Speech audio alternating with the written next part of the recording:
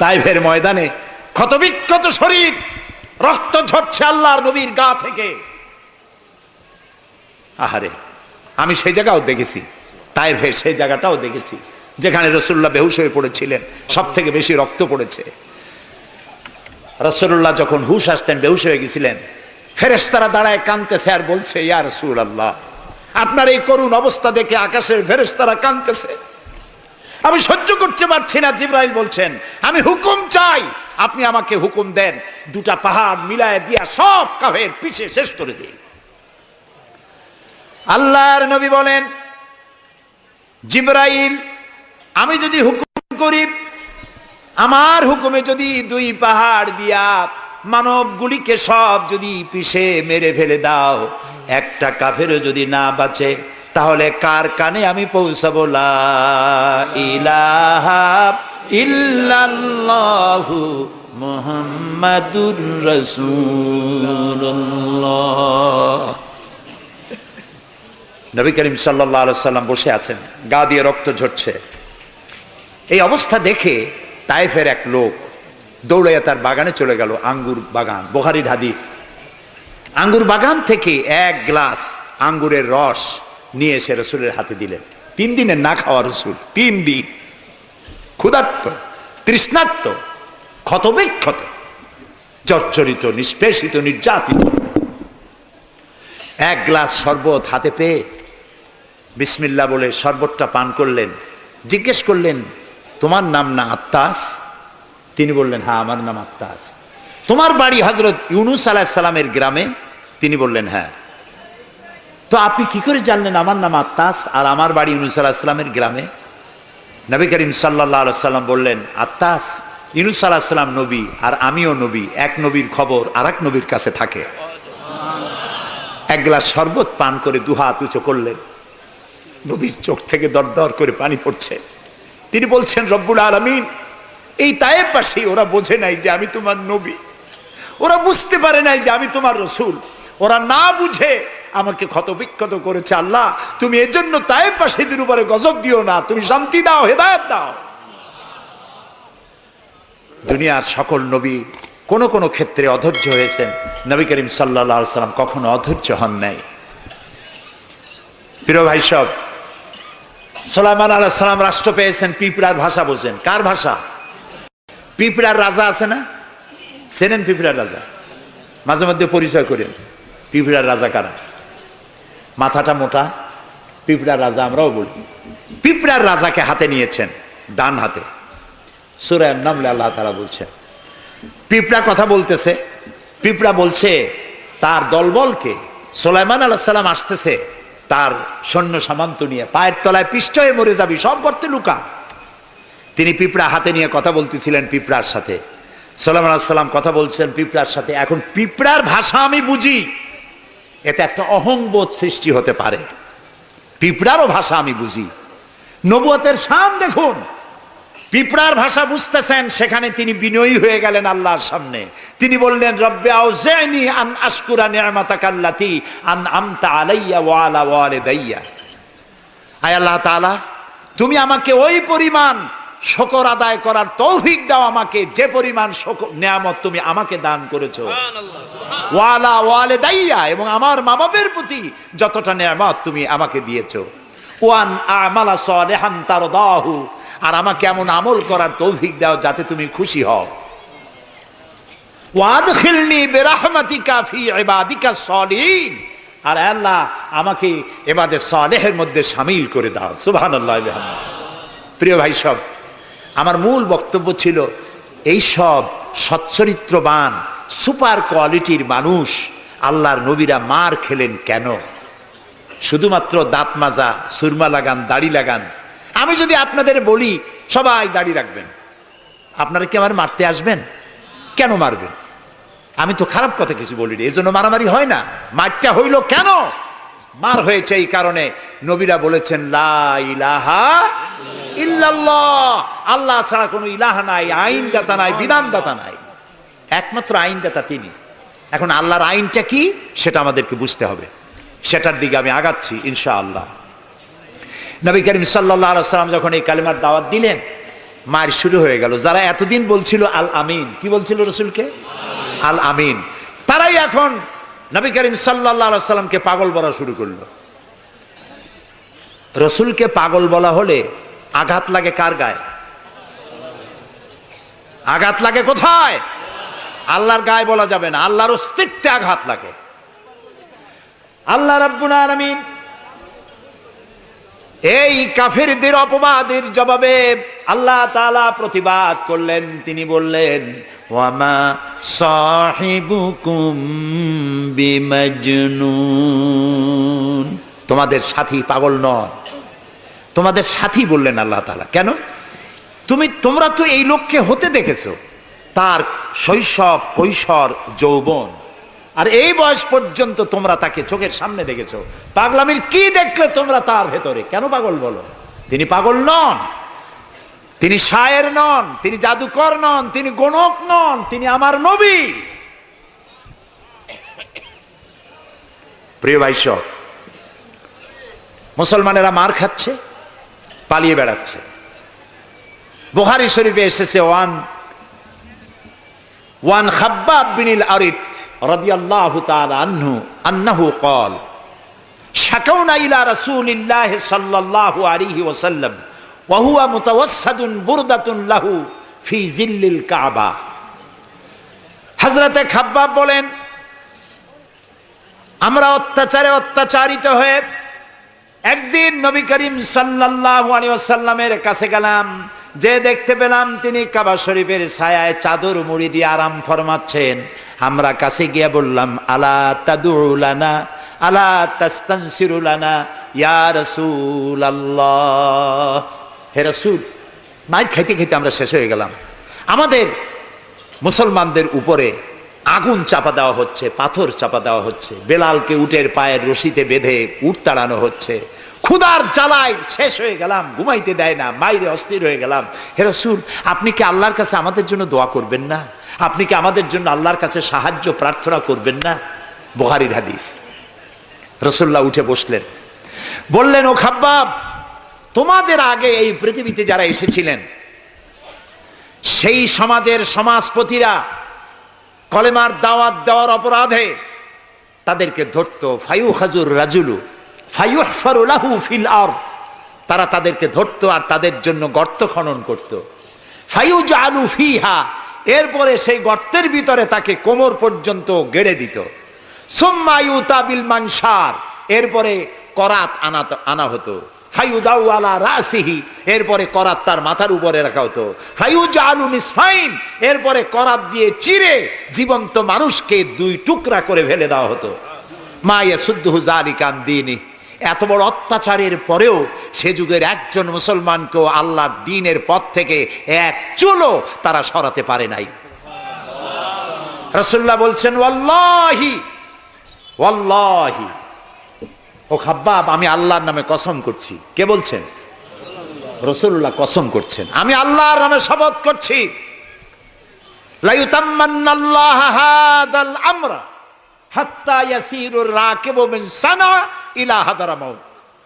সেদিন বেশি দূরে নয়, যেদিন ইয়েমেনের রাজধানী সানা থেকে সুন্দরী যুবতী নারীরা তাদের যৌবনের পসরা নিয়ে, সওদাগারেরা তাদের সম্পদ নিয়ে সানা থেকে রওনা করে সহস্র মাইল পাড়ি দিয়ে সৌদি আরবের হাজরামাউত পর্যন্ত পৌঁছে যাবে রাত এবং দিনে পায়ে হেঁটে। লা ইয়াখাফু ইল্লাল্লাহ, আল্লাহ ছাড়া কোনো ভয় তাদের অন্তঃকরণে থাকবে না। আবে জিবা আলা গানামি, তবে হ্যাঁ এটা ঠিক, লা ইয়াখাফু ইল্লাল্লাহ যদি বলা হয় আর কিছু না বলা হয়, তাহলে তো বোঝা যাবে যে বাঘ এবং সিংহরও ভয় থাকবে না। নবীর কথায় কোনো ফাঁক থাকে না, আল্লাহর কথায়ও ফাঁক থাকে না, নবীর কথায়ও ফাঁক থাকে না। একজন ইলেম কালাম কম যখন ওয়াজ করতে যাইতো, লক্ষ্য করতো যে সেখানে কোনো আলেম আছে নাকি। আলেম থাকলে অল্প কথা বলে শেষ করে দিত। তা আলেম আছে কিনা এটা পরীক্ষা করার জন্য বলছে যে, ভাইয়েরা, আমি আজকে একটা পাতা আর ওয়াজ করব, একটা পাতা, এবং তার ব্যাখ্যা এবং বিশ্লেষণ আমি আপনাদের সামনে আলোচনা করতে চাই। জনগণ বলেন, আমরাও শুনতেই চাই। বলুন পাতার ব্যাখ্যা কি? তিনি বলছেন এমন একটি পাতা, এটি যদি মাটিতে পড়ে বাঘ হয়ে যায়, আর যদি পানিতে পড়ে কুমির হয়ে যায়। একজন দাঁড়ায় বলল, হুজুর বুঝলাম এ পাতার ফজিলত এমন, মাটিতে পড়লে বাঘ হয়, পানিতে পড়লে কুমির হয়, কিন্তু পাতাটি যদি অর্ধেক মাটিতে অর্ধেক পানিতে পড়ে তাহলে কি হবে? উনি বুঝলেন যে এখানে তো আলেম আছে, কাজী আমার ওয়াজ এখানে শেষ করি। ও আখির দাওয়ানা আলহামদুলিল্লাহি রাব্বিল আলামিন। কথার মধ্যে ফাঁক থাকলে এরকম হয়, কিন্তু আল্লাহর কথা, নবীর কথায় কোনো ফাঁক নাই। লা ইয়াখাফু ইল্লাল্লাহ, আল্লাহ ছাড়া কোনো ভয় থাকবে না। কিন্তু গরু ছাগল ভেড়া নিয়ে যাইতে গেলে যদি জঙ্গলের বাঘ আক্রমণ করে, সে ভয় কি থাকবে না? আল্লাহ রসুল ব্যাখ্যায় বলছেন লা ইয়াখাফু ইল্লাল্লাহ আবে যেও আলা গানামি, তবে তোমার ঘোড়া, তোমার সাথের ভেড়া ছাগল পশু যদি থাকে তো তার উপরে বাঘের আক্রমণ এ ভয় থাকতে পারে, কিন্তু সম্পদ হরণ, সতীত্ব হরণ, জীবন হরণের কোনো ভয় থাকবে না, এমন সমাজ কায়েম হবে। লা ইয়াখাফু ইল্লাল্লাহ ওয়ালাকিন্নাকুম তাস্তাজিলুন, তবে তোমরা খুব তাড়াহুড়ো করছো, একটু সহ্য করো, একটু ধৈর্য ধরো। নবী করিম সাল্লাল্লাহু আলাইহি সাল্লাম একটি সুন্দর সমাজ উপহার দিলেন। আমি ইতিহাস থেকে আপনাকে শোনাতে চাই। রাসূলুল্লাহ ইন্তেকাল করেছেন, ঐতিহাসিকরা লিখছেন মদিনার এক যুবতী নারী কি সমাজ কায়েম করে গেল শোনেন।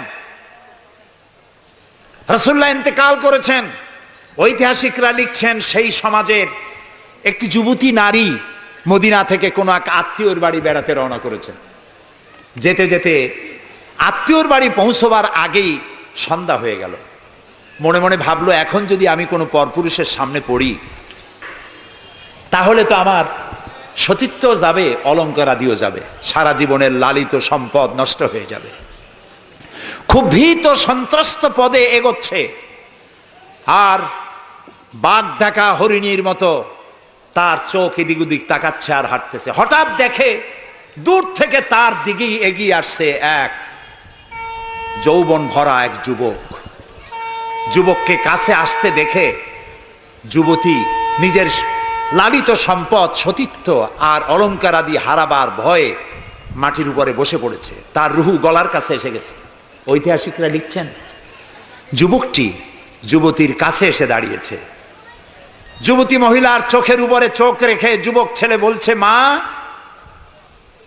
আমাকে দিয়ে তোমার কোনো অনিষ্ট হবে না, তুমি কোথায় যাবে আমাকে বলো, আমি পাহারা দিয়ে তোমার গন্তব্যে পৌঁছে দেব। আমার পরিচয় শোনো, আমি মুসলমান। সুবহানাল্লাহ। রাসূলুল্লাহ এই মুসলমান বানিয়েছিলেন, এই সমাজ বানিয়েছিলেন।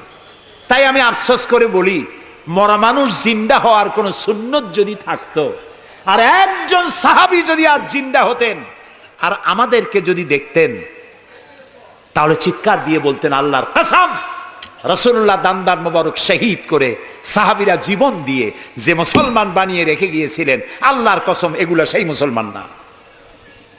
আমাদের চরিত্র এই পর্যায়ে পৌঁছে গেছে। রাসূলুল্লাহ সাল্লাল্লাহু আলাইহি ওয়াসাল্লাম ইসলাম দিয়ে মানুষকে একটি সুন্দর সমাজ দিয়েছেন। ইসলাম মানেই শান্তি। বলেন তো ইসলাম মানে কি? বলেন না, অর্থ কি? শান্তি। তবে শর্ত সাপেক্ষে, যারা আনুগত্য করবে তাদের জন্য শান্তি। আমরা একজন আর একজনের সঙ্গে দেখা হলে কি বলি? আসসালামু আলাইকুম। যারা প্রত্যেক দিন প্রতি মুহূর্তে একজন আর একজনকে সালাম দেয়, সেই জাতি কোনোদিন সন্ত্রাসী হতে পারে? সালামু আলাইকুম, আপনি বললেন ওয়ালাইকুম আসসালাম।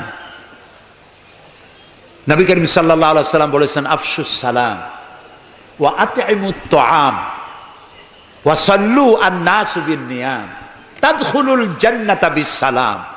তিনটি কথা। কয়টি কথা শুনতেছেন আপনারা? এক নম্বর হচ্ছে সালাম বিনিময় করো বেশি করে। রাসূলুল্লাহ বলছেন, একটা গাছের এপাশে বসে দেখা হয়েছিল, সালাম দাও, গাছটা ঘুরে আসছে, লোকটা আবার সালাম দাও। আমাদের দেশে অভ্যাস নাই, সব বসেরা চায় আমার অধীনস্থ লোকেরা আমারে সালাম দিক। রাসূলুল্লাহ তার স্ত্রীকে সালাম দিতেন। এমনকি রাস্তা দিয়ে যাওয়ার সময় বাচ্চা পোলাপান খেলাধুলা করছে, তাদেরকে তিনি সালাম দিতেন। আমরা কি দেই? আমরা দেই না। হুজুররা মনে করেন মুরিদরা আমারে দেবে। মন্ত্রী মনে করে অন্যরা আমারে দেবে, এসপি মনে করে পুলিশ আমারে দেবে, কিন্তু সালাম যিনি আগে দেবেন তিনি অহংকার মুক্ত। সুবহানাল্লাহ। এবং এই সালাম অন্যরা বলে কি সুপ্রভাত, গুড মর্নিং, গুড ইভিনিং, শুভ সন্ধ্যা, শুভরাত্রি। এটার ব্যাখ্যা কি? সকালবেলায় 280 মাইল স্পিডে ঝোড়ো হাওয়া প্রবাহিত হচ্ছে, 30 ফিট উঁচু হয়ে জলোচ্ছ্বাস হচ্ছে, মানুষ মরতেছে, বাড়ির টিন উড়ে যাচ্ছে। সকালবেলা কেউ যদি যায় বলে গুড মর্নিং, থাপড়ায় দাঁত ফালায় দেবে না? বেটা, এর চাইতে ব্যাড মর্নিং তো কখনো আসে নাই। রাতের বেলায় মা মারা গেছে, তার বাড়ি গিয়ে বলছে গুড নাইট, কেমন লাগবে কোন? সুতরাং ইসলামের বিষয়টাই মোর সায়েন্টিফিক। সুখে দুঃখে, বিপদে আপদে, সুখে শান্তিতে, রাতে দিনে, সকালে সন্ধ্যায় যখন দেখা হচ্ছে একজন আরেকজনকে সালাম, আসসালামু আলাইকুম। পয়সা লাগতেছে? কথা না কইলে বুঝবো কি? বিনা পয়সায় আল্লাহ তোমার উপরে শান্তি দিক, রহমত দিক। আপনি আরো বেশি করে কন ওয়ালাইকুম আসসালাম ওয়া রাহমাতুল্লাহি ওয়া বারাকাতুহু ওয়া মাগফিরাতুহু। তারপরে কি করে? হাত দেন। কিছু কিছু লোক আছে হাত মুঠে ছোঁয়ায়, সবটা দিতে চায় না। আবার হাতটা দিয়া এরকম ঝাঁকি ঝাঁকি করে, মনে করে যত ঝাঁকি তত নেকি। এটা কিন্তু একটা পাগলামি। জি, আপনি হাত নাচান কেন? ধরে রাখেন আর বলবেন ইয়াগফিরুল্লাহু লি ওয়া লাকুম। আল্লাহ তোমারও শান্তি দিক, আমারও শান্তি দিক। আল্লাহ তোমারও মাফ করুক, আমারও মাফ করুক। সুবহানাল্লাহ। সালাম দাও বেশি করে। কে বলতেছেন? আল্লাহ রাসূল। বাড়িতে যে সালাম দেবেন, বউরে সালাম দেবেন। আপনার স্ত্রী আপনার কৃতদাসী নয়, আপনার সমান অধিকার তা। আপনি সালাম দিবেন। ঘরের মধ্যে মুখ কালো করে ঢুকলেন, বউ কিছু কইল না, আপনিও কিছু কইলেন না, মনে হলো দুইজন বোবা। আপনি ঘরের মধ্যে প্রবেশ করতেছেন, আসসালামু আলাইকুম ওয়া রাহমাতুল্লাহ। গৃহবাসীরা তোমাদের উপর আল্লাহর রহমত নাজিল হোক। সুবহানাল্লাহ বলবেন না? আজকেই এই আমল করবেন, বাড়ি যাইয়ে বউরে সালাম দেবেন। তবে যারাদের কোনোদিন দেওয়ার অভ্যাস নাই তাদের একটা সমস্যা হইতে পারে। হঠাৎ করে সালাম দিলে বউ মনে করবে কপালে দুঃখ আছে বুঝে আসছে। একটু বুঝাই বলে নেবেন। তবে আজকের থেকে সালাম শুরু হবে, ঠিক আছে না ভাই? আজকের থেকে শুরু হবে। বাচ্চাকে বাড়ি থেকে বিদায় করছেন, স্কুলে যাচ্ছে, মা বাবা শিখায় বাই বাই, টাটা, যাই যাই, খাই খাই। এটা কথা হইল? বাচ্চা বিদায় হচ্ছে, বাচ্চার মাথায় হাত দিয়ে বলেন ফি আমানিল্লাহ, তোমারে আমি আল্লাহর আমানতে ছেড়ে দিলাম। সুবহানাল্লাহ। কিসের বাই বাই টাই টাই? আমরা মুসলমান, এই মুসলিম ট্র্যাডিশন, মুসলিম কালচার বাঁচায় রাখতে হবে যে কোনো মূল্যে। ছেলেদের নাম রাখতে গিয়ে মন্টু, বল্টু, সেন্টু, ডবলু, আকাশ খাতুন, বাতাস বেগম, একটা নাম হইল? আচ্ছা ভাই, আপনি লক্ষ্য করেন তো, পৃথিবীতে কোন ইতিহাস সৃষ্টিকারী মানুষ বল্টু আর মন্টু জাতীয় নাম আছে? পৃথিবীর কোন আলেম, হজরত মাওলানা বল্টু সাহেব এখন ওয়াজ করবেন? এই যে মাজার দেখতে পান, ইনি হচ্ছেন হজরত পীরে বুজুর্গ খানানে খানান সিরাজুস সালিকিন মিসবাহুল আরিফিন হজরত মাওলানা সেন্টু রহমতুল্লাহ আলাইহির মাজার আছে? এরকম নাই। আপনি নাম যত খারাপ রাখবেন, আপনার সন্তান গুন্ডা হবে, বদমাশ হবে, চাঁদাবাজ হবে, জিনাকার হবে। নাম রাখবেন মুসলমানি নাম, ভালো ভালো নাম, আরবি নাম। আলেমদের কাছে জিজ্ঞাসা করে নাম রাখবেন যে এই নামটা কি রাখবো আর নামের অর্থটা কি। আন্দাজে আবার নাম রেখেন না। কুয়েত এয়ারপোর্টে একদিন বাংলাদেশের একজনের পাসপোর্ট দেখে পুলিশেরা হাসাহাসি করতেছে। কারণ কি? কারণ হলো পাসপোর্টধারী যিনি, তার নাম হলো জামাল মিয়া, আর পিতার নাম হলো তরিক মিয়া। জামাল শব্দের অর্থ হচ্ছে উট, আর জামাল মিমে আলেফ দিয়ে যদি হয় তাহলে হয় সৌন্দর্য। এখন জামাল মানে উট, মিয়া মানে 100, ওর নাম 100 উট। আর তরিক মানে রাস্তা, মিয়া মানে 100, ওর নাম 100 উট আর ওর বাপের নাম 100 রাস্তা। 100 রাস্তার ছেলে 100 উট। তা খালি আরবি রাখলে তো হবে না, নামে আরবির অর্থ কি? জি, অর্থবোধক নাম রাখতে হবে। তাহলে আমি বলতেছিলাম রাসূলুল্লাহর হাদিস, প্রথমে দিবেন সালাম, আফশুস সালাম ওয়া আতইমুত তাআম। গরিব মিসকিনদেরকে দাওয়াত করে খাওয়াবেন, বন্ধু বান্ধবদের দাওয়াত দিয়ে খাওয়াবেন। খাওয়া খাওয়াইতে কিন্তু মহব্বত বাড়ে, চক্ষু লজ্জার সৃষ্টি হয়। খালি অপরের পয়সা দিয়ে রিকশায় চড়বেন, রিক্সায় দুইজন উঠলো, একজন নামে হেঁটে চলে গেল, একসাথে দুইজনে খাইলো, আর একজনে খেলাল করতে করতে বাইরে গেলো, পয়সাও দিল। এই চালাকি এক সময় ধরা পড়ে যায়। এই জন্য মানুষকে বাড়িতে দাওয়াত দিয়ে খাওয়ানো, রাসূলুল্লাহ বলেন দাওয়াত দিয়ে খাওয়াও। তাহাদ্দু তাহাব্বু, হাদিয়া দাও, মোহব্বত বাড়বে। কারো অসুখ হয়েছে, তার বাড়িতে একটু আঙ্গুর নিয়ে যাও, একটু কমলা নিয়ে যাও। তোমার শত্রু যদি হয়, চক্ষু লজ্জার সৃষ্টি হয়ে যাবে। কান্নাহু ওয়ালিয়ুন হামিম, দেখা যাবে সে চরম দুশ্মন ছিল, সে তোমার বন্ধু হয়ে গেছে। সুবহানাল্লাহ বলেন না। ওয়াসাল্লু আন-নাসু বিন-নিয়াম। আর 3 নম্বরে, মানুষ যখন ঘুমায় থাকে তখন তুমি নামাজ পড়িও। কোন সময় কোন তো? ও, তাও তো আপনারা জানেন, মধ্যরাতের পরে যখন মানুষেরা ঘুমায় থাকে তখন তুমি নামাজ পড়িও। এই রাত্রে কেন? কারণ মানুষের কাছে সব থেকে বড় ভালোবাসার সত্তাকে বলেন আল্লাহ, তারপরে আল্লাহ রাসূল। এখন যাকে ভালোবাসি তার সাথে তো প্রেম করতে হবে। প্রেম কি নোটিশ দেওয়া হয়? SMS করে আজকাল হয়। কিন্তু ভালোবাসা বিজ্ঞাপন দিয়ে হয় না, মাইকিং করে হয় না। ভালোবাসা হয় কিসে কন্ত? প্রেম কিসে হয়? লজ্জা করে বলতে, করছেন তো এক সময়। গভীরে, রাতে, অন্ধকারে, একাকিত্বে ভালোবাসা হয়। তো মানুষের সবচাইতে প্রিয় হচ্ছেন আল্লাহ তাআলা, প্রিয়তম। এর থেকে প্রিয় আর মুসলমানদের জন্য কেউ হইতে পারে না। দিনের কোলাহল পূর্ণ অবস্থার ভেতর দিয়ে তুমি তার সঙ্গে আবেগময় কণ্ঠে কথা বলতে পারবা না, এটা আল্লাহ তাআলা জানেন। তাই আল্লাহ তাআলা বলেছেন ওয়াজআলনা নাহারা মাশা, দিন বানাইছি রোজগার করার জন্য, কাজ করো, বসে থাকবা না। ফাইজা কুদিয়াতিস সালাত ফান্তাশিরু ফিল আরদ, নামাজ পড়া হয়ে গেছে, মসজিদে বসে থাকতে পারবা না। অভিশাপ, জোহরের নামাজে রক্ত হয়েছে, অফিস বন্ধ করে নামাজ পড়ো, জোহর পড়ো, সুন্নত পড়ো। নফল পড়তে পারবা না জোহরের সময়, তসবিহ পড়তে পারবা না, কারণ এই তসবিহ পড়ে নফল পড়ে সময় নষ্ট করে পূর্ণ বেতন নিলে বেতন হালাল হবে না। মেডিকেল নিয়ে সুস্থ মানুষ সেল্লা দিতে যাবা, পয়সা হারাম, নেক পয়সা হবে না, হালাল পয়সা কামাই দিতে হবে। সেল্লার নাম বললাম বলে তাবলিগি ভাইরা অসন্তুষ্ট হবেন না, একটা দৃষ্টান্ত দিলাম। আমি তাবলিগি ভাইদেরকে শ্রদ্ধা করি, সম্মান করি, তারাও দ্বীনের কাজ করছে। সুতরাং মসজিদের ভেতরে আপনি নামাজ পড়ে আল্লাহ তাআলা বলছেন কি শোনেন, ফরজ, ফাইজা কুদিয়াতিস সালাত ফান্তাশিরু ফিল আরদ, নামাজ পড়া হয়ে গেছে, বেরিয়ে যাও।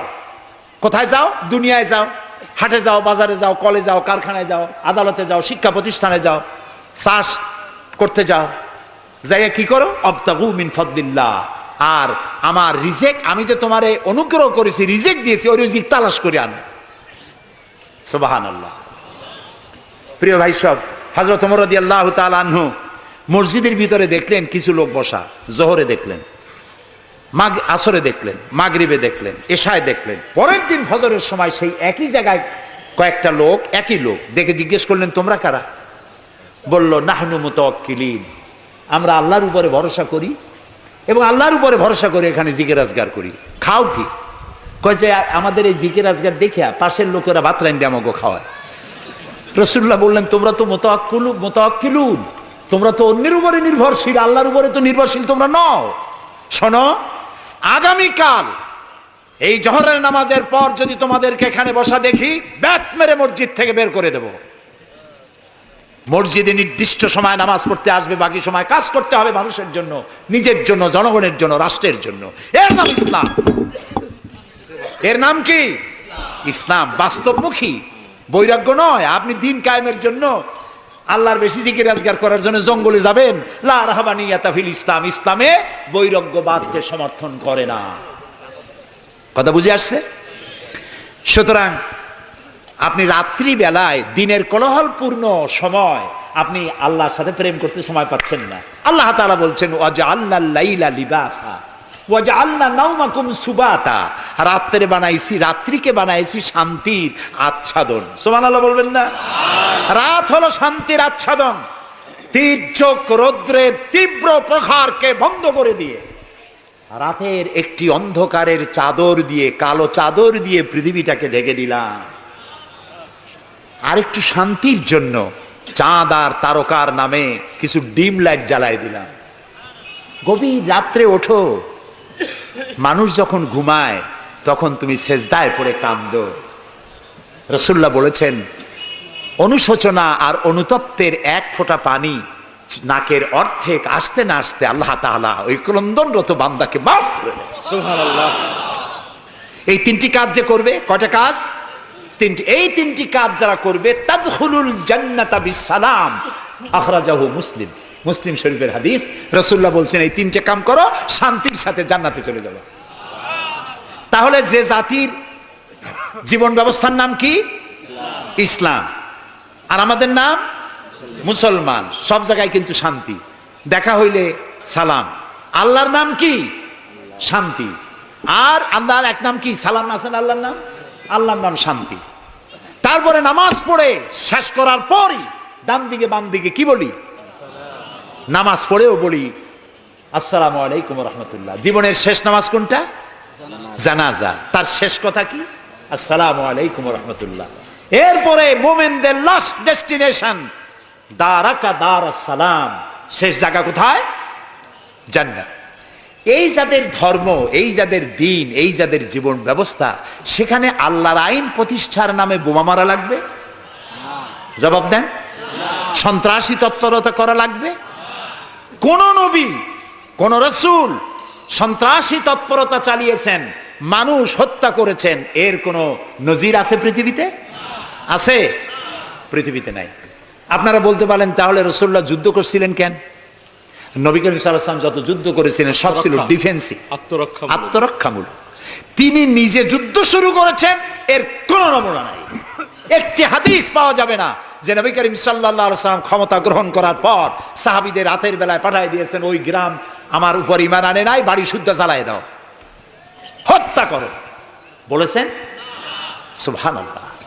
বন্দীরা এসেছে, বন্দীদেরকে তিনি শর্ত করেছেন, বন্দীদের খাবার দিয়েছেন, থাকার দিয়েছেন, আর বলেছেন কোন বন্দী যদি একটা নিরক্ষর লোককে অক্ষর জ্ঞান সম্পন্ন করাতে পারে, স্বাক্ষর দিতে পারে, এই জ্ঞানটুকুন যদি দিতে পারে, এর বিনিময়ে তাকে মুক্তি দেওয়া হবে।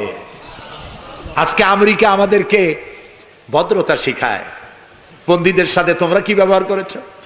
আল গারিব কয়েদখানায় কি অসভ্যর বর্বরতা তোমরা করেছো, পৃথিবীর ইতিহাসকে ম্লান করে দিয়েছো, সভ্যতার মুখে কালিমা লেপন করেছো। আল গরিব কয়েদখানার তারা কি করেছে আমি ভাষা দিয়া ভদ্রলোকের সামনে তা উচ্চারণ করতে পারবো না।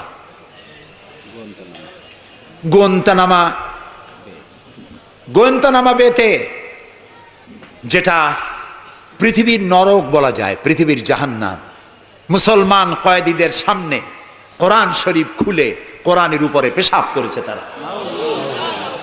একজন মুসলমান হাত পা বান্ধা, তার সামনে কোরআনে পেশাব করলে তার অবস্থাটা কি হয়? সে তো আত্মহত্যা করতে চায়, তখন আমার জীবন চলে যাক, কোরআনের অমর্যাদা তো সহ্য করা যায় না। তোমরা তাই করেছ। তোমরা ইরাকে 70 বছরের বৃদ্ধা নারীকে দুই পার দুই হাতের উপরে ভর করে গাধার মতো বানাইয়া তার পিঠের উপরে তোমরা চড়ে বাজারে বাজারে ঘুরেছ। তোমরা সেই জাতি, তোমরা নারীত্বের অমর্যাদা করেছো, মনুষ্যত্বের অমর্যাদা করেছো। বাংলাদেশকে গণতন্ত্র শিক্ষা দেওয়ার জন্য তোমাদের আসার কোনো জরুরত নাই। গণতন্ত্র আমাদের কাছ থেকে শিখে যাও, সভ্যতা ভদ্রতা আমার দেশ থেকে শিখে যাও। তোমরা সাম্প্রদায়িক সম্প্রীতির কথা বলো, আমার দেশ থেকে শেখো। আমার দেশের হিন্দুরা রোজার মাসে মসজিদের পাশে যত মণ্ডপ ছিল, মাগরিবের আজানের সময় কেউ ঢোল বাজায় নাই, মাইক বাজায় নাই, ঠিক না? আমার দেশের মুসলমানেরা তাদের সারা দিন রোজা রেখে তাদের গান বাজনা চিৎকারে কান অস্থির হয়েছে, কিন্তু কেউ যে বলে নাই যে ঢোল বাজাইতে পারবা না, গান গাইতে পারবা না, বলেছে কেউ? সাম্প্রদায়িক সম্প্রীতি এখানে তোমরা খুঁজে বেড়াও, যেখানে সম্প্রীতি নাই। কোথায় সাম্প্রদায়িক সম্প্রীতি নাই?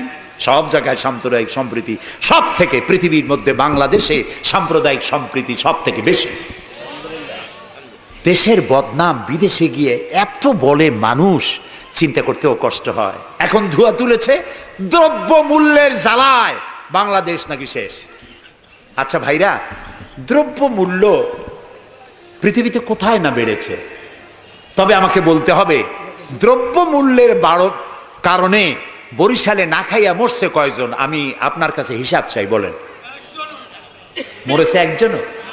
বাংলাদেশে মরছে একজনও? দ্রব্য মূল্য বাড়তে পারে, কিন্তু ক্রয় ক্ষমতাও তো বেড়েছে মানুষের, আলহামদুলিল্লাহ বলেন। আমি তো সেদিন আমার পিরোজপুরে দেখলাম এক রিক্সাওয়ালা, তার বাড়িতে শামিয়ানা টানানো। আমি জিজ্ঞেস করলাম, এই বাড়িতে কি বিয়ে নাকি? বললো যে একটা রিক্সাওয়ালা অমুক, তারা চিনলাম, তার বাড়িতে বিয়া। সে বিবাহের জন্য পাড়েরহাট বাজার থেকে, ডেকোরেটর থেকে চেয়ার ভাড়া করে এনেছে, শামিয়ানা এনেছে, সেজন্য ধারকর্য করতে হয়নি, সে পয়সা পেয়েছে, তার কাছে পয়সা আছে। বিজিডি, বিজিএফ, তারপরে বৃদ্ধ ভাতা, বয়স্ক ভাতা, এরপরে মুক্তিযোদ্ধা ভাতা, উপবৃত্তি, টিআর, কাবিখা, বিভিন্ন রকমের বিভিন্ন পদ্ধতিতে মানুষের দুয়ারে ক্রয় ক্ষমতার জন্য সরকার টাকা পৌঁছে দিয়েছে। যদি 4-5 বছর আগে সে কত পাইতো, আর এখন কত পায়? সেটাই কথা। 1 টাকা যখন চাউলের সেট ছিল তখন মানুষ না খেয়ে মরতো, এখন 20-22 টাকা, তা তো না খেয়ে মরছে না। আলহামদুলিল্লাহ বলে, আলহামদুলিল্লাহ বলে। সুতরাং এই সব বাজে কথা বলে মানুষকে বিভ্রান্ত করার কোনো সুযোগ নাই। যাক, এটা আমার পয়েন্ট না। আমার পয়েন্ট ছিল, আল্লাহর আইন প্রতিষ্ঠার জন্য বোমা মারা, সন্ত্রাসী তৎপরতার কোনো সুযোগ নাই। আজকে যারা বোমা মারতেছে, এই যে ঝালকাঠি মারলো না, কয়জন মারছে? 2 জন। যেটা মারলো, এইখানে বসে তারে পুলিশে ইন্ট্রোগেশন করতেছিল। ইন্ট্রোগেট করার সময় তারে জিজ্ঞেস করলো, তুমি মারলা কেন? কয় যে আমি আল্লাহর আইন প্রতিষ্ঠা করতে চাই, সে আল্লাহর আইনের বিরুদ্ধে অবস্থান নিয়েছে, বিচার করে, সেই জন্য তারে মারছি। আচ্ছা, বিচারকরা কি আইন তৈরি করে? জবাব না দিলে বুঝবো কি আমি? আপনারা সবাই শিক্ষিত, সিটি কর্পোরেশনের লোক, জবাব দিবেন ঠাস ঠাস করে পুরুষের মতো। বিচারকরা আইন বানায়? তৈরি করা আইনের উপরে তারা ডিসিশন দেন। এই যে আইনজীবী 2 জন 2 পাশে আমার বসে আছে, ওনরা যে পার্লামেন্টের মেম্বার, আদালতে এই জন্য এমপি কে দেখাই দেয়। জি, তো এই যে 2 জন আইনজীবী বসে আছেন আমার পাশে, ওনরা প্রতিষ্ঠিত আইনের উপরে ওনরা আর্গুমেন্ট করেন। আমার দেশে যত আইন আছে, সিভিল ল যেটা, সেখানে তো ইসলামী আইন আছে, আছে না বললেন কেন? আন্দাজে সিভিল ল এর মধ্যে আছে, ক্রিমিনাল ল এর মধ্যে কিছুটা নাই, কিন্তু সিভিল ল এর মধ্যে আছে। মুসলিম পারিবারিক আইন, এটা তো আছেই। সুতরাং বিচারক মারা, আইনজীবী মারা। এরপর বললো, আচ্ছা তুমি যদি এখন মরো, কয় যে আমি তো শহীদ হয়ে যাবো। আরে উল্লুক, তুমি শহীদ হবা কেমনে? তুমি তো মানুষ খুন করে আসছো, তোর তো জাহান্নামে যাওয়া লাগবে। চট্টগ্রামে যে মারলো, বোমা মারতে গিয়ে 2টা হাত গেছে, 2টা পা চলে গেছে। তারপরে তাকে হসপিটালে নেওয়া হয়েছে, পানি চাইছে, এক নার্স পানি দিয়েছে বাম হাত দিয়ে। সে কয় যে বাম হাতে পানি খাবো না। তুই মুসলমান? কয় যে নার্স বলছে আমি মুসলমান। বাম হাত দিয়ে পানি দিলা কেন? আমি তো মুসলমান, ডান হাত দিয়ে পানি দাও। আমি শুনিয়া পরে এক বক্তৃতা বললাম, আসছে মানুষ খুন করিয়া, ও এখন বাম হাত আর ডাইন হাত তালাশ করে। একজনের নাকি মোষ ছিল খুব বড়, আছে না এরকম কিছু মোষওয়ালা, বড় মোষ, ঠোঁট ঠোঁট ঢাকা। কিছু কবি, বুদ্ধিজীবী, এরা কোন রকম বুদ্ধিজীবী হইতে চাইলে এরকম একটু মোষ টোষ বড় থাকা লাগে, চুল টুল 5-6 মাস কামায় না, এরকম একটা অবস্থা। আর মাথাটা ইন্টারন্যাশনাল এয়ারপোর্ট, চুল টুল নাই, স্টেডিয়ামের মতো, চতুর্দিকে কিছু দর্শক আছে, মাঝখানে খালি। তো এইরকমের একজন মোষওয়ালা, ঘন মোষ, এত বেশি মোষ যে টর্চ মারিয়াও বোঝা যায় না যে লোকটা হাসে না কান্দে। ওই রকম এক মোষওয়ালা লোকের মদ খাওয়ার অভ্যাস ছিল। মদের গ্লাস বাম হাতে, আর ডান হাত দিয়ে মোষগুলো উঁচু করিয়া বাম হাত দিয়ে মদ খাইতেছে বহুত কষ্ট করে। একজন জিজ্ঞেস করলো, ভাই তুমি মদ খাওয়াতে এত কষ্ট করতেছো কেন? ঢকঢক করে গিললেই তো হয়, মোষগুলো উঁচু করে নেছো। কয় যে ভাই, হযরত ওলামায়ে কেরামের মুখে শুনছি, পানি টানি কিছু খাইতে গেলে মোষ লাগলে মাকরুহ হয়।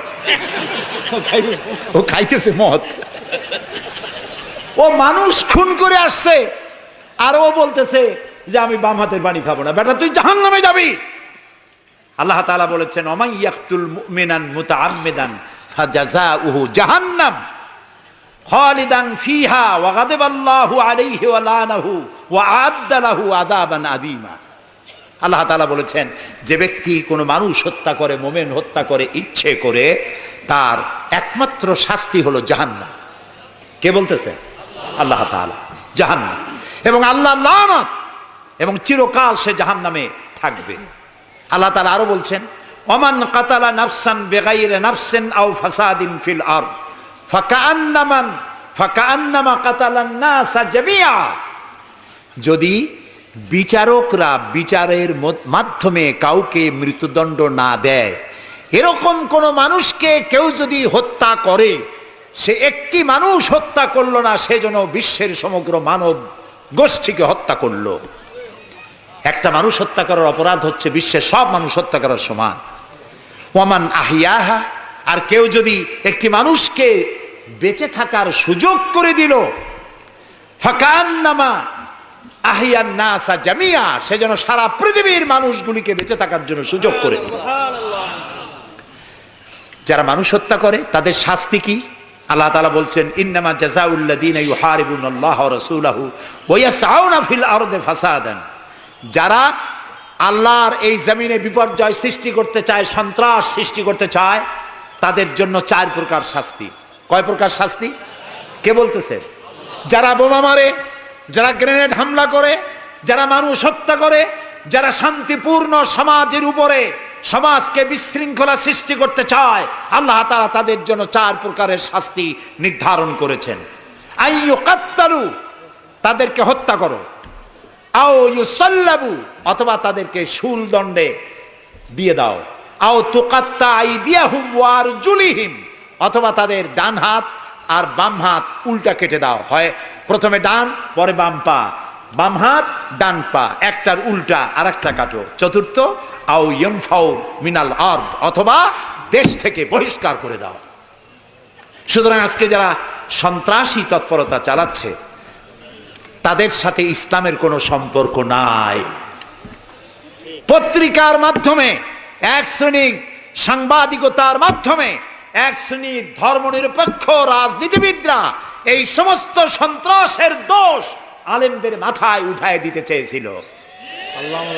আল্লাহ আমাদের রক্ষা করেছেন, আলহামদুলিল্লাহ। বাংলাদেশের সমস্ত মসজিদ, মাদ্রাসার ইমাম, শিক্ষক, আলেম, ওলামা, পীর, বুজুর্গ সব ময়দানে নেমে পড়ে প্রতিবাদ জানিয়েছে, ইসলামের সাথে এর কোনো সম্পর্ক নাই, সম্পর্ক থাকতে পারে না। বিদায় হজে শুনতেছেন, নবী করিম সাল্লাল্লাহু আলাইহি সাল্লাম বক্তব্য রাখছেন। বিদায় হজে নবী করিম সাল্লাল্লাহু আলাইহি সাল্লাম বললেন, ও সাহাবীরা, আজকের কোন দিন? তারা বললেন, আজকে 9 জিলহজ, ইয়াউমে আরাফা। এটা কি মাস? তারা বললেন, জিলহিজ্জা, এটা জিলহজ মাস। যে ঘর তোমরা তওয়াফ করো, এই ঘরটা কার? সাহাবীরা বললেন, এটা আল্লাহর ঘর। নবী করিম সাল্লাল্লাহু আলাইহি সাল্লাম বললেন, আজকের দিন, আরাফাতের দিন যেমন পবিত্র, আজকের মাস যেমন পবিত্র, আল্লাহর ঘর যেমন পবিত্র, তোমাদের একের রক্ত আরেকজনের কাছে সেই রকম পবিত্র। সুবহানাল্লাহ বলেন। রাসূলুল্লাহ বলছেন, একটি মানুষ হত্যা করা কত বড় অপরাধ শোনো। গোটা বিশ্ব ধ্বংস হয়ে যাওয়া আল্লাহর কাছে সহজ, একটা মানুষ হত্যা করা এর থেকে বেশি কঠিন আল্লাহর কাছে। এবং কিয়ামতের দিন আল্লাহ সর্বপ্রথম হত্যার বিচার করবেন। কাবিল আর হাবিলের বিচার দিয়া রক্তের বিচার শুরু হবে সর্বপ্রথম। সুতরাং হত্যা করা সন্ত্রাসবাদীদেরকে আপনারা ধরিয়ে দেবেন। জেএমবি নামে, জেহাদের নামে যারা কলঙ্ক সৃষ্টি করেছে ইসলামের, তাদের ব্যাপারে কোনো ছাড় দেওয়া যাবে না। সুইসাইড করা, এইভাবে আত্মঘাতী বোমা ছেড়ে দিয়ে যারা মৃত্যুবরণ করে, তাদের ব্যাপারে আল্লাহ তাআলা বলেছেন, ওয়ালা তাকতুলু আনফুসাকুম, তোমরা আত্মহত্যা করো না। আত্মহত্যা করা হারাম। আত্মহত্যা করা কি? আত্মহত্যাকারীদের জানাজা নাই, গোসল নাই, কাফন নাই, জানাজা নাই। আত্মহত্যা যারা করবে, কিয়ামতের দিন আল্লাহর জান্নাত হারাম, চিরকাল জাহান্নামে থাকতে হবে। আত্মহত্যা করবে, সেই অস্ত্র দিয়ে নাকি বিচার হবে? জি, যে অস্ত্র দিয়ে আত্মহত্যা, আপনি তো হাদিসও জানেন। রাসূলুল্লাহ বলেছেন যেটা দিয়ে সে নিজেকে হত্যা করবে, ওই অস্ত্র দিয়ে তাকেও সে নিজেকে নিজে ওইটা দিয়ে আত্মহত্যা করতেই থাকবে কিয়ামতের দিন। বলেন নাউযুবিল্লাহ। প্রিয় ভাই সব, আমি ইসলাম আপনাদের সামনে বুঝাচ্ছিলাম। মারামারি কাটাকাটির মধ্য দিয়ে ইসলাম আসে নাই। ইসলাম এসেছে ভালোবাসা, আন্তরিকতা, প্রেম, উদারতা, ঔদার্য, মহব্বত আর রাসূলের অনুপম চরিত্র মাধুর্যের মধ্য দিয়ে ইসলাম প্রতিষ্ঠিত হয়েছে। এর থেকে শান্তির ধর্ম, এর থেকে ভালো জীবন ব্যবস্থা, এর থেকে সায়েন্টিফিক জীবন ব্যবস্থা পৃথিবীতে আর নাই। এই ইসলাম এর মধ্যে আল্লাহ আমাদেরকে পয়দা করেছেন, বলি আলহামদুলিল্লাহ। আজ আর বলবো না, বাকি কথা বলবো আগামীকাল ইনশাআল্লাহ। আর ঢাকা থেকে কয়েকটা লাইব্রেরি, মোবাইল লাইব্রেরি এসছে, এখানে বইপত্র পাওয়া যায়। বিশেষ করে যে কোরআনের তাফসীর আমি করতেছি, এতক্ষণ কোরআনের ব্যাখ্যাই বলেছি। এই কোরআন শরীফের বাংলা অনুবাদ আল কোরআন একাডেমি লন্ডন ওরা করেছে 750 পৃষ্ঠা কোরআনে কারীম, একদিকে আরবি আর একদিকে বাংলা, সুন্দর সহজ সাবলীল অর্থ করা। এটি মাত্র 120 টাকা হাদিয়ায় তারা দেয়। এটি ছাপা খরচও না, শুধু মানুষেরা বেশি করে জানুক সেই জন্য তারা বিতরণ করছে। আপনারা নেওয়ার সময়, যাওয়ার সময় নিয়ে যাবেন। আর তাফসীর জানার জন্য তাফহিমুল কোরআন, বর্তমান বিশ্বের শ্রেষ্ঠ তাফসীর তাফহিমুল কোরআন পড়ার আহ্বান জানাচ্ছি। এখন মোনাজাত হবে। আগামীকাল আপনারা আপনাদের ভাই, আত্মীয় স্বজন সবাইকে নিয়ে আসবেন, যাতে ইসলাম কি তার ব্যাখ্যা পূর্ণাঙ্গভাবে আমরা জানতে পারি। 19 নম্বর আয়াত সূরা আলে ইমরানের ব্যাখ্যা কালকে দেওয়া হবে। রব্বানা যালামনা আনফুসানা ওয়া ইল্লাম তাগফির লানা ওয়া তারহামনা লানাকুনান্না মিনাল খাসিরিন। হায় আল্লাহ তাআলা, হাজার হাজার মুসলমান নরনারী দীর্ঘক্ষণ ধরে তোমার কোরআনের কথা শুনেছি, নবীর কথা শুনেছি। আল্লাহ তাআলা মেহেরবানি করে আমাদের জিন্দেগির গুনাহ খাতাকে মাফ করে দাও রব্বুল আলামিন। তাম পৃথিবীর মাটির নিচে যত মুমিন মুমিনাত শুয়ে আছে তাদেরকে ক্ষমা করে দাও। আল্লাহ তাআলা আমাদের প্রিয় জন্মভূমি বাংলাদেশের উপরে তোমার রহমত নাজিল করো। হায় আল্লাহ তাআলা, এই দেশে শান্তি, শৃঙ্খলা, সমৃদ্ধি, এদেশের গণতন্ত্র, এদেশের সাম্প্রদায়িক সম্প্রীতি, এদেশের অখণ্ডত্ব, অস্তিত্ব কিয়ামত পর্যন্ত তুমি অক্ষুণ্ণ রাখো। আল্লাহ, এই দেশে যারা বিশৃঙ্খলা সৃষ্টি করতে চায়, নৈরাজ্য সৃষ্টি করতে চায়, আল্লাহ তাআলা এখানে যারা সন্ত্রাসী তৎপরতা চালাতে চায়, তাদের হেদায়েত করো, তাদের হেদায়েত করো। হেদায়েত যদি ওদের নসিবে না থাকে, তাহলে এই দুষ্টদের হাত থেকে, এই দুষ্ট রাহু এর থেকে আল্লাহ তাআলা এদের কবল থেকে, এদের খপ্পর থেকে, এদের ষড়যন্ত্র থেকে, এদের চক্রান্ত থেকে 56,000 বর্গ মাইলের এই ছোট্ট দেশ আর এই 14-15 কোটি মানুষকে আল্লাহ তুমি রক্ষা করো। আগামীকাল এ মাহফিলের শেষ দিন, তোমার বান্দা বান্দীদেরকে বিপুল পরিমাণে এসে কোরআনের কথা শোনার এবং আমল করার তৌফিক দিয়ে দিও। রব্বানা তাকাব্বাল মিন্না ইন্নাকা আনতাস সামিউল আলিম ওয়া তুব আলাইনা ইন্নাকা আনতাত তাওয়াবুর রহিম। সুবহানা রাব্বিকা রাব্বিল ইজ্জাতি আম্মা ইয়াসিফুন ওয়া সালামুন আলাল মুরসালিন আলহামদুলিল্লাহি রাব্বিল আলামিন। ওয়াজআল আখিরা কালামিনা ইনদাল মাউত লা ইলাহা ইল্লাল্লাহু মুহাম্মাদুর রাসূলুল্লাহ। আসসালামু আলাইকুম ওয়া রাহমাতুল্লাহ।